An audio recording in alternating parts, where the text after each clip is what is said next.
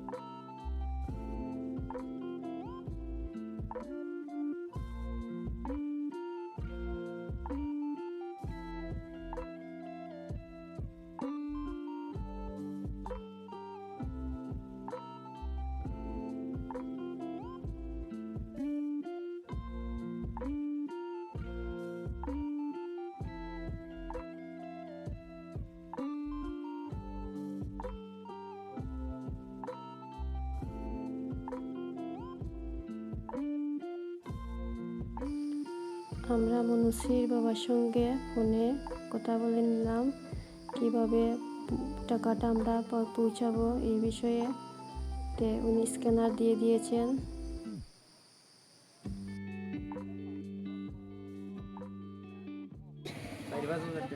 4,000 টাকা এরকম হইব আর কি। আমরা আজকে 12তে আসলাম আরো।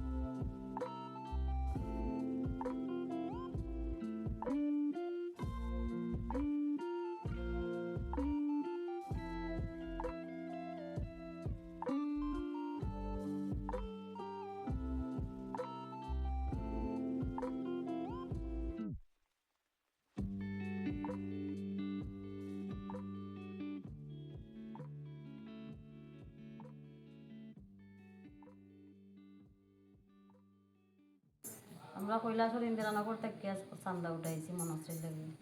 তো মনশ্রীর বাবার সাথে আজকে কথা হয়েছে সকালবেলা, তারা কইছে ডাক্তারের কাছে তারা গেছে। তো আমরা এখন স্টপ দিছি, মানে এখন আর উঠাইতাম না। কথা হওয়ার পরে তারা কইছে টাকা লাগবো আরও, আপনারা চেষ্টা করিয়া যান। আর এখন যেটি আছে আমরা এটা স্ক্যানারে পাঠাই দিই। কত আছে এটা? 3,910 টাকা আছে। আমরা আজকে 500 কুলিয়া যাচ্ছি, এটি আমরা স্ক্যানারে আজকে পাঠাই দিই। আর চেষ্টা করবো আমরা আরও কিছু নিয়ে পারি। বাস বাস্কটা আমরা যত্ন করে রাখবো, যদি আবার প্রয়োজন হয়।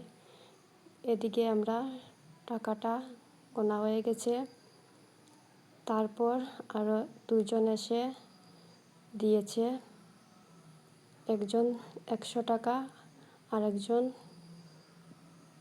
50 টাকা দিয়েছে।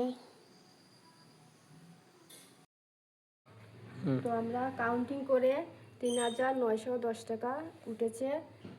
তারপর আরও দুইজন এসে দিয়েছে 150 টাকা, তো টোটাল হয়েছে 4,060 টাকা। এখন আমার ব্যক্তিগত আমি মনুশ্রীকে 2,000 টাকা দিয়ে দিচ্ছি। সকালে মনুশ্রীর বাবার কাছ থেকে স্ক্যানারটা নিয়ে নিয়েছি।